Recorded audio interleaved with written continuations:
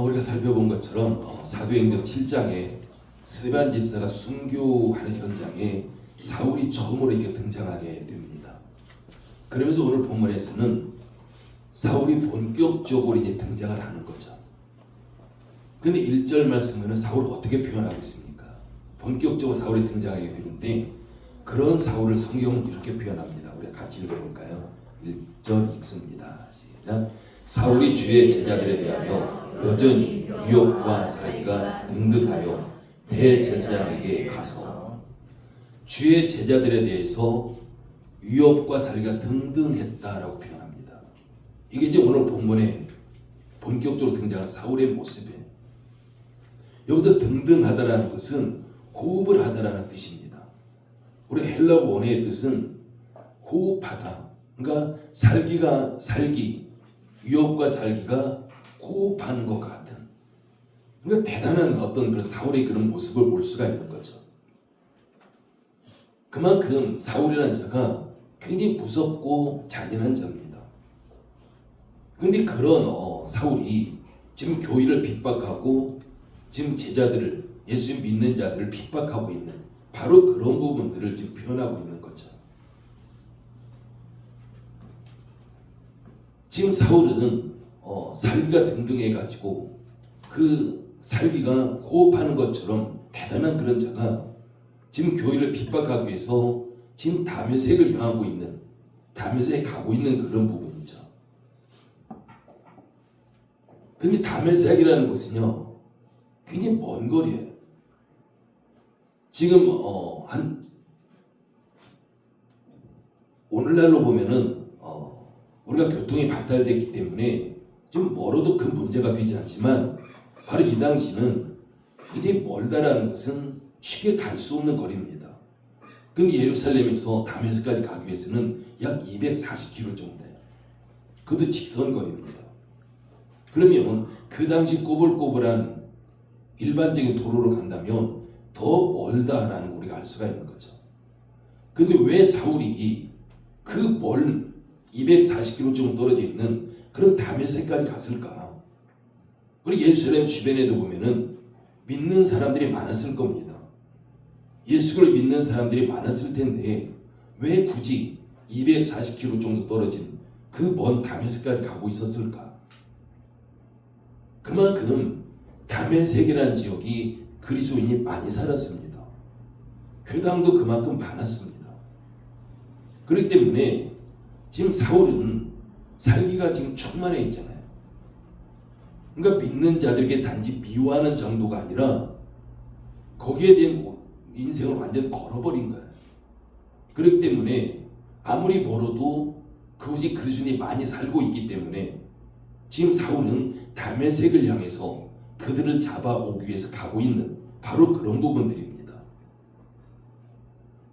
바로 그것도 지금 대제사장 그 당시 유대 종교 지도자들이 있잖아요. 그들에게 가서 공문을 요청해요. 그래서 그들의 공문을 받아가지고 공식적으로 그 당시 그 나름대로는 합법적으로 지금 그리스도는 잡으러 가는 바로 그런 모습이 지금 사울의 모습입니다. 근데 부활하신 예수님께서 그런 사울에게 지금 찾아가시는 거죠. 여러분 한번 생각해 보십시오. 왜 예수님께서는 그런 사울에게 찾아가셨을까? 왜 하필이면은 사울과 같은 자를 찾아가실까라는 거죠. 여러분 같으면 어떻게 하시겠습니까? 지금 사울이라는 사람은 그리스도를 잡아서 죽이려고 하는 자입니다. 그런데 예수님은 그런 사울을 지금 찾아가시는 거죠. 우리가 어떻게 보면은 사울은 전도 대상자라기보다는 오히려 예수님을 핍박하고 그리스도인을 핍박하고 스데반 집사가 돌에 맞아 죽은 현장에서 지금 주동자로 있는 것이 바로 사울이었습니다. 그렇기 때문에 사울이 전도 대상자라기보다는 하나님의 진노의 대상자라고 볼 수 있는 거죠. 그런데 진노를 받아서 마땅한 바로 그런 사울을 바로 예수님께서 지금 찾아가시는 겁니다. 바로 하나님께서는 그런 사울에게 찾아갈 것이 아니라 그에게 벌을 내려야 되는, 진노를 내려야 되는, 이게 지금 마땅한 거죠. 근데 그런 사울을 지금 예수님께 찾아가십니다. 예수님은 왜 사울을 찾아가실까요?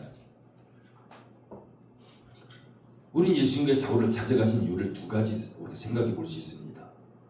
바로 첫째는 사울로 하여금 예수님이 누구신가를 알도록 하는 거죠. 지금 사울이 예수님이 어떤 분인가 예수님을 제대로 알려주시기 위해서 찾아가는 겁니다. 그리고 두 번째는 사울을 통해서 하나님의 계획을 성취하기 위해서 찾아가시는 거예요. 우리 다시 말하면 사울에게 예수님의 존재를 보여주시고 그를 사용할 계획을 이루시기 위해서 지금 사울을 찾아가시는 겁니다. 여러분 생각해 보십시오. 하나님께서는 사울을 향해서 계획하고 계세요. 그를 하나님의 일을 위해서 사용할 것을 계획하셨습니다. 근데 그런 사울이 예수님이 누구신지 모른다면 그 일에 쓰임 받을 수 없는 거죠. 그래서 지금 예수님께서는 부활하신 예수님은 그런 사울, 그리스도를 핍박하는 자, 교회를 핍박하는 자, 단지 그냥 핍박을 넘어서 죽이고 있는 바로 그런 사울에게 찾아가셔서 예수님이 어떤 분이신지 보여주기를 원하셨고, 그러면서 사울로 하여금 예수님이 어떤 분인가를 알고 하나님 일에 동참하기를 원하시는 겁니다.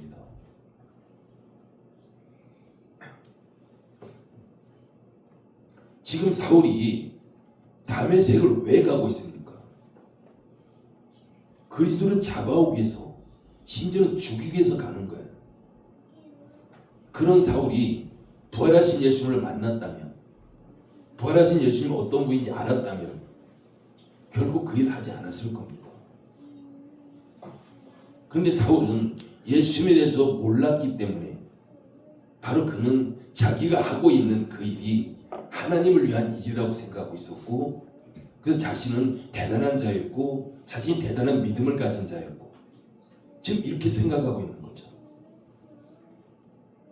그렇기 때문에 정말 그가 예수님을 그 이전에 만났다면, 그 이전에 알았다면 아마 다메섹에 가지 않았을 겁니다. 그래서 우리에게도 마찬가지로 중요한 것은 우리가 성경에 대해서 바른 지식을 가져야 된다는 거죠. 우리가 바른 지식이 아니라 잘못된 그런 지식을 가지고 있다면 그게 옳다고 생각하고 그 길을 걸어갈 수밖에 없는 거예요.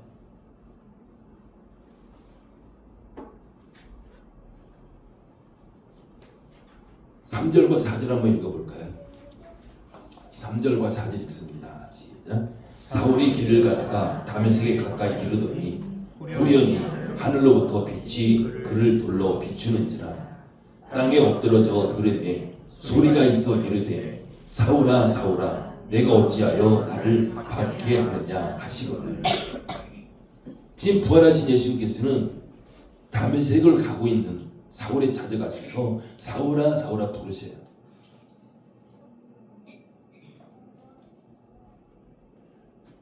바로 예수님께서는 사울에게 직접 찾아가신 거예요. 직접 찾아가시면서 부활하신 예수님 자신을 보여주시는 겁니다. 지금 사울이 온몸으로 예수님을 체험하게 하시는 거예요. 지금 예수님께서 사울을 찾아가신 것은 우리가 누군가를 부를 때에 우리가 음성으로 부르잖아요. 똑같은 방식입니다.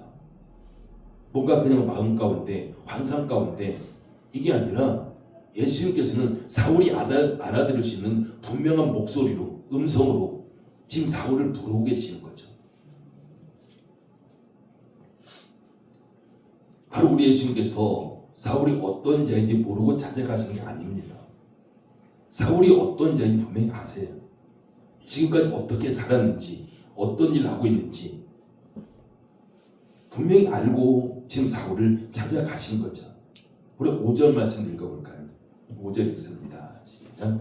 대답하되 주여 누구시니까 이르시되 나는 내가 박해하는 예수다. 이미 알고 있잖아요.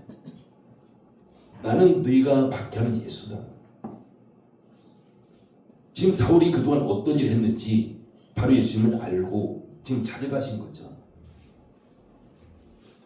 지금 사울은 그 어마어마한 일 앞에서 주여 누구십니까를 묻는 거죠. 그러자 예수님께서는 나는 네가 박해하는 예수다. 분명히 대답하십니다. 그럼 지금 예수님께서는 사울이 어떤 정체를 써 어떤 일을 했는지 이미 다 알고 그를 지금 찾아가신 겁니다.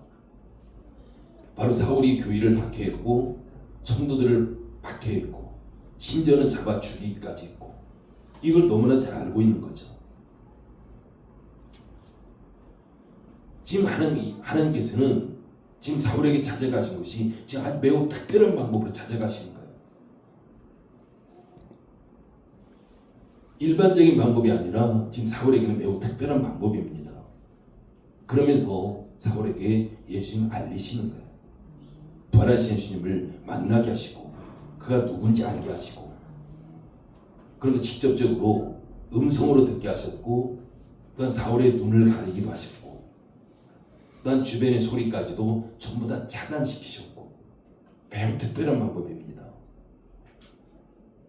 이렇게 하시는 이유는 앞으로 사울이 예수님을 믿지 못해서 그냥 반신반의해서 사울이 주님의 일을 감당하지 못하는 이런 일이 없도록 확실하게 지금 보여주시는 거고요. 그런데 주의 일을 하나님께 계획하신 일들을 사울로 하여금 확실히 감당할 수 있도록 그게 지금 이끌어가고 계시는 바로 그런 부분입니다.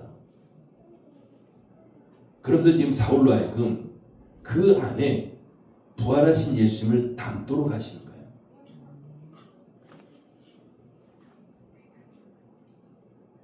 앞으로 절대로 사울이 그 예수님을 부인하지 못하도록 하시는 겁니다. 지금까지 우리가 사건들 보면 사울이 절대 부인하지 못할 그런 경험을 하게 돼요. 부활하신 예수님께서 사울의 온몸을 만져주십니다. 절대로 부인할 수 없도록 지금 그렇게 인도하고 계시는 바로 그런 부분들이죠. 그 중에 하나가 사울의 눈에 비늘이에요. 18절 말씀 보면은 즉시 사울의 눈에서 비늘 같은 것이 벗어져 다시 보게 된지라. 그러니까 사울의 눈을 비늘 같은 걸로 덮으셨고 앞을 보지 못하게 하셨고 그러면서 사울이 다시 비늘 같은 것이 벗겨지면서 보게 하시는 바로 그런 경험도 하게 하시는 거죠. 오늘 사건에서는요, 사울이 잠깐 동안 눈이 보이지 않아요. 비늘이 벗겨지면서 다시 보게 됩니다. 그런데 우리가 뒤에 사울의 그런 간증들 보게 되면 그 사건이 사울의 삶에 평생도록 흔적으로 남아 있습니다. 그게 바로 질병이에요. 안질입니다. 물론 학자들마다는 조금씩 달라요. 근데 많은 학자들, 대부분의 학자들의 공통적인 것은 이때 사울에게 안질이 생겼고 사울의 평생 동안 그 안질을 가지고 살아갔다라고 지금 이야기하고 있습니다.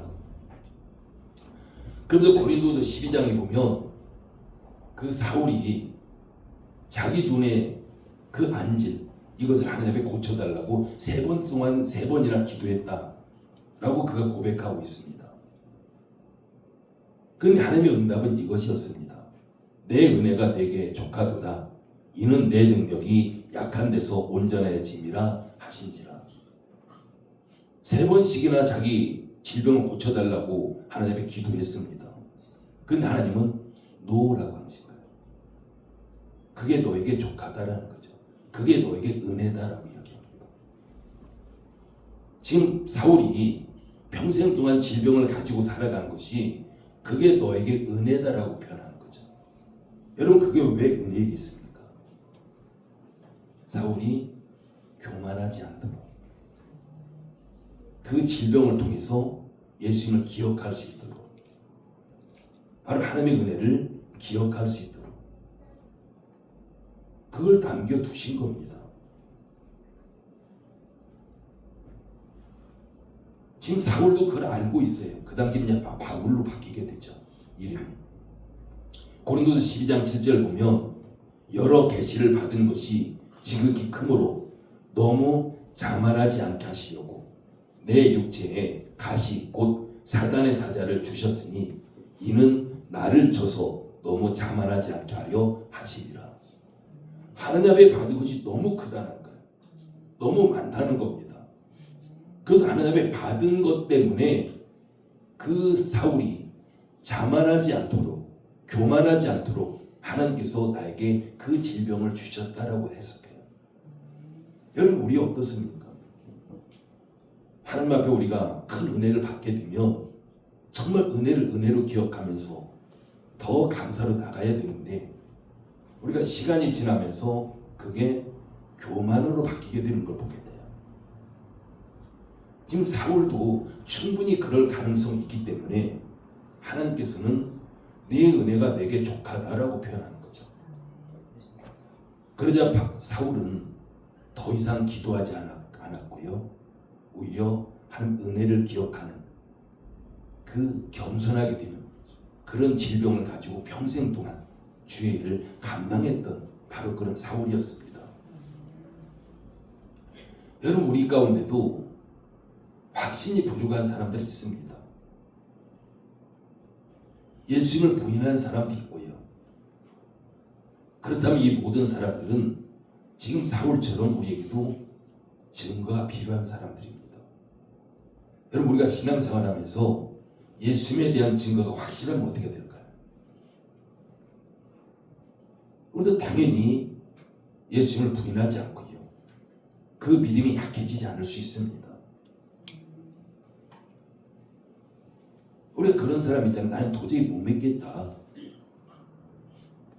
나는 도저히 믿어지지 않는다. 나는 믿고 싶은데 정말 믿어지지 않아. 이렇게 말하는 사람들이 있습니다. 이 모든 사람들이 증거가 필요한 사람들, 확신이 필요한 사람들입니다. 그런데 여러분 어떻습니까? 여러분은 부활하신 예수님에 대한 그런 확신, 그 증거, 체험 이런 걸 가지고 있나요?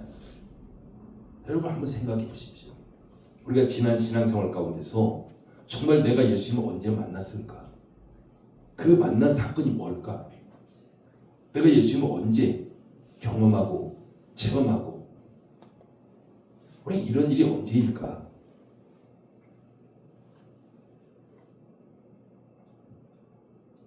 우리는 그런 사건들이 우리에게 분명해야 됩니다. 우리의 구원의 확신이 분명해야 돼요. 우리의 구원의 확신이 있다면 그 구원의 감격도 우리에게 분명히 가지고 있어야 됩니다. 여러분 만약에 지금 사울이 이때 예수님을 만나는 그런 체험이 희미했다면 사울의 삶이 어떻게 됐을까요? 예수님 만나는 체험이 희미했다면 바로 사울이 이방인의 사도로서 복음에 대한 쓰임받는 것이 오늘 성경에 나오는 것처럼 그런 모습은 아니었을 겁니다. 뭔가 세상과 적당히 타협했을 거고요. 뭔가 힘들면 피해갔을 것이고 아마 그런 모습이었을 거예요. 근데 사울이 다메섹으로 가는 도중에 부활하신 예수님을 직접 만난 겁니다. 그렇게 되면서 절대 부인할 수 없는 바로 그런 증거를 가지고 있었고 그러면서 하나님 앞에 복음을 쓰임 받을 때 죽음이 앞에 다가와도 아무리 돌에 맞아 죽는 지경에 이르러도 절대 타협하지 않았습니다. 그만큼 분명했기 때문에 그런 묵묵히 순교까지 나갔던 그런 사울의 모습을 볼 수 있는 거죠. 우리가 다니엘 기도회 가운데 손양환 목사님의 그 손자 간증자로 나왔잖아요. 그 양아들의 아들. 우리가 그 분을 통해서 들었던 손양아 목사님, 예수님 만난 경험이 확실한 거예요. 그만큼 확실하기 때문에 그 힘든 길을 걸어갈 수 있었던 겁니다. 우리에게도 마찬가지예요. 우리가 그만큼 확실하다면 우리가 힘들고 어려울지라도 결코 우리의 신앙 버리지 않습니다. 아무리 힘들어도 우리가 믿음의 길을 걸어갈 수밖에 없는 거죠. 근데 우리의 그런 확신, 이게 부족하다면, 우리가 희미하다면 우리는 많은 경우 흔들릴 수밖에 없고 어떤 어려움 앞에서, 문제 앞에서 우리가 타협할 수밖에 없는 바로 그런 모습이 우리 가운데 나타날 수밖에 없는 겁니다.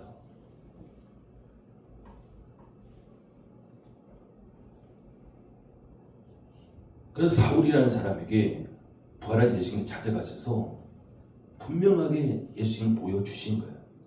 그만큼 그에게 사명이 크기 때문에 그 사명이 큰 만큼 예수님한테 확실하게 보여주신 거죠.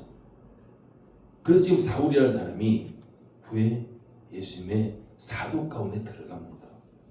여러분, 예수님의 사도는요, 일반적으로 예수님의 제자들이에요.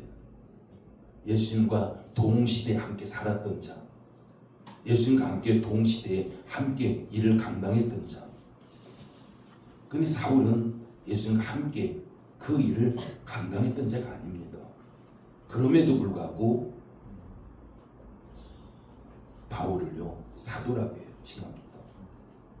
그래서 바울이 늘 복음되는 현장에 갈 때마다 그가 자기의 사도성에 대해 변명을 해요.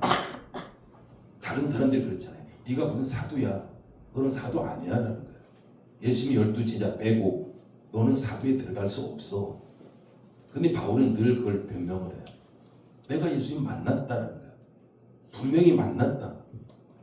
환상 가운데 만난 것이 아니라 직접 제자들처럼 부활하신 예수님을 직접 만났다라는 겁니다. 그렇기 때문에 나도 사도다, 이렇게 지금 표현하고 있는 거죠. 단지 그냥 꿈의 환상 가운데 이런 만남, 이런 경험이 아닙니다.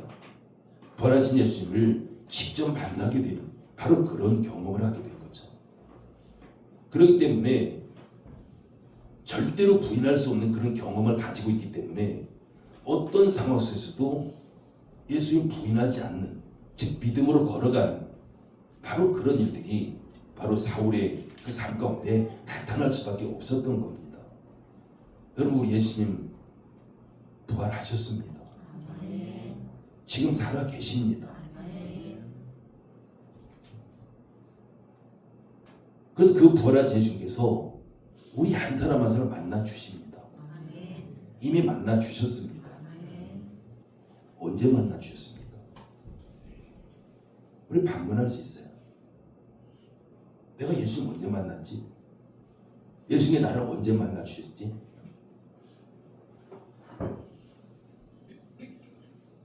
여러분, 예수님께서 우리를 만나 주신 방법 두 가지입니다.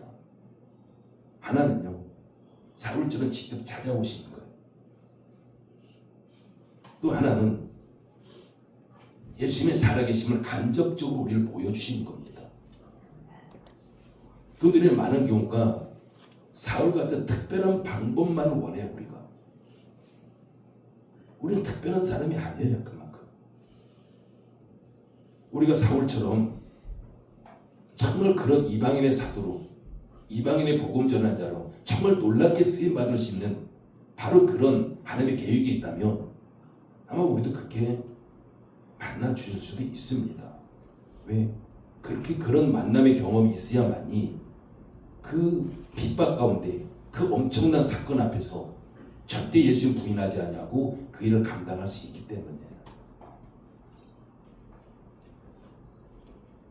근데 우리 대부분은요, 바로 예수님을 간접적으로 보여주세요. 간접적으로 우리를 만나 주십니다. 이게 가장 일반적인 사건이에요.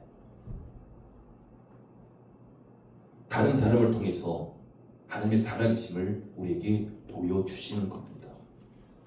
다른 사람의 삶 가운데 역사하심을 통해서 보여주시고요, 내 삶 가운데서 하나님의 역사하심을 보여주시는 겁니다. 우리 전도자들이 전하는 복음의 소리, 이게 하나님의 음성입니다. 우리 이걸 받아들이면 우리가 주님을 만나는 거예요. 근데 우리는 그것을 주님을 내가 만났다고 생각하지 않아요. 사울처럼 어떤 특별한 방법으로 나에게 만나주시는, 우리 이것만 우리가 원하기 때문에 우리가 다른 어떤 간접적인 만남들을 우리가 별로 관심을 두지 않는 그런 부분이 우리에게 있는 거죠.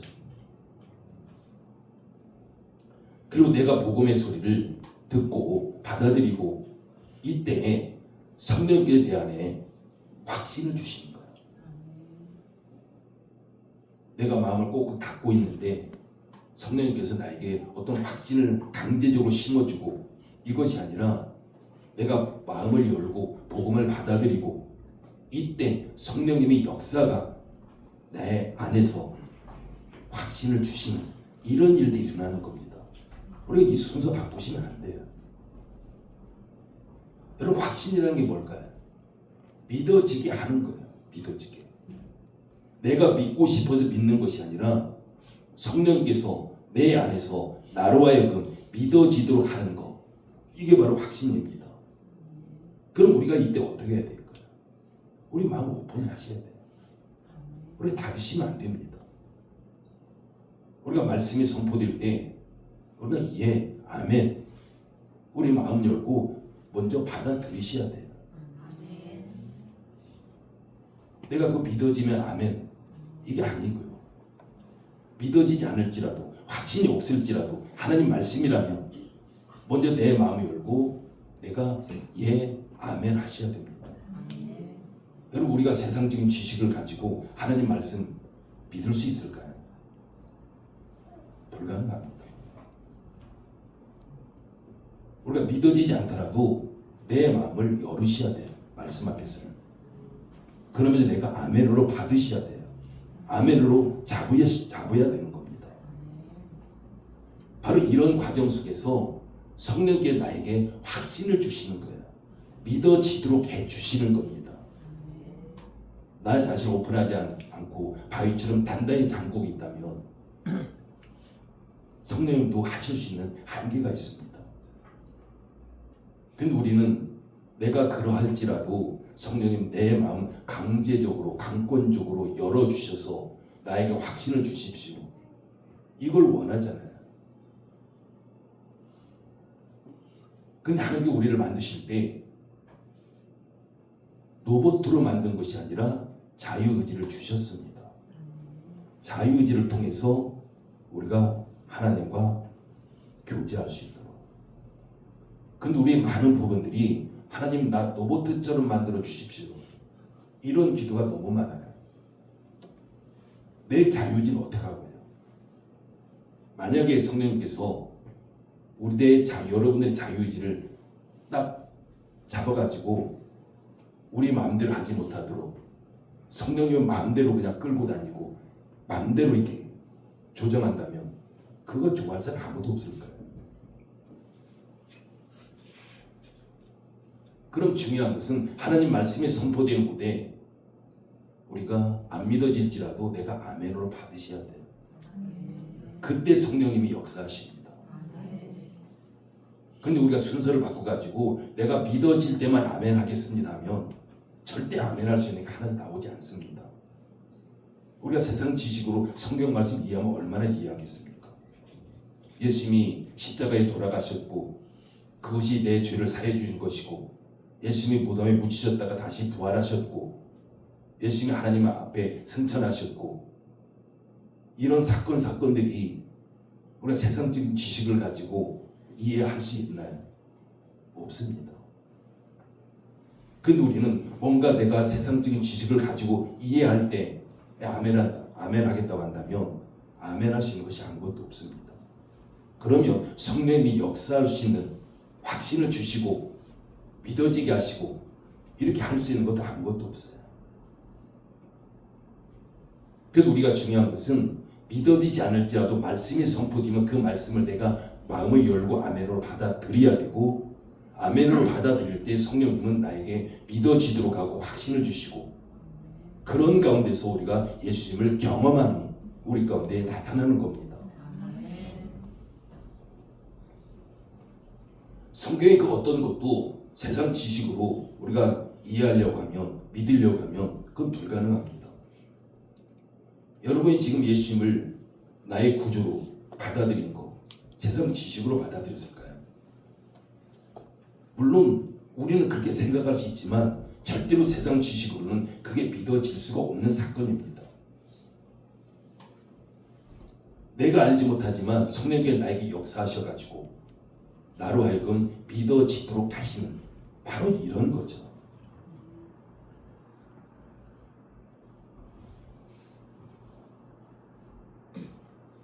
바로 성령께서 우리로 하여금 믿어지도록 하시는 분입니다.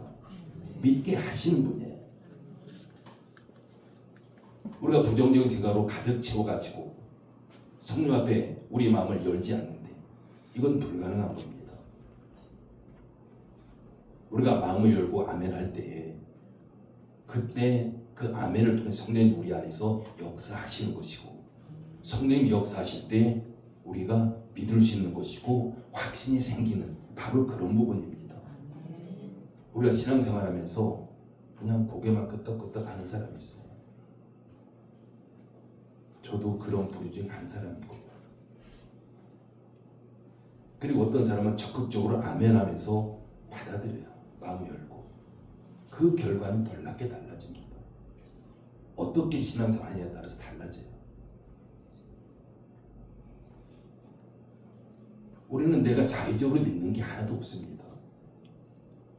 성령이 믿어지게 하시니까 믿는 거예요. 그럼 내가 할 수 있는 건 뭘까요? 자유의지를 주셨기 때문에 그 자유의지를 가지고 내가 아멘 하는 거예요. 그 말씀에 나를 열어버리는 겁니다. 그럴 때 성령의 역사가 나타나는 거죠. 여러분, 우리는 다니엘 기도하고 있습니다. 1일부터 21일까지. 오늘이 12일이니까 반절 넘었습니다. 물론 시간적으로 우리가 어려움이 있고 또한 여러 가지 우리가 교회 나와서 밤 늦게까지 우리가 참여한다는 건 쉽진 않아요. 그럴지라도 중요한 것은 우리가 나를 오픈하는 거야. 말씀 앞에 나를 하나님 앞에 내어 드리는 겁니다. 우리가 그렇게 된다면 우리에게 성령의 역사가 있고요, 또한 다른 사람의 간증을 통해서지만 그 다른 사람의 간증을 통해서 성령님이 나에게 역사하시면 그 사건이 내 사건이 되는, 내가 그 사건을 통해서 하나님을, 예수를 만나는 그런 경험을 할 수 있는 거예요. 그럼 우리가 너무 힘드니까 나는 나가지 않을 거야. 그럼 성령이 역사할 수 있는 바로 환경을 내가 차단해버리는 바로 그런 부분입니다.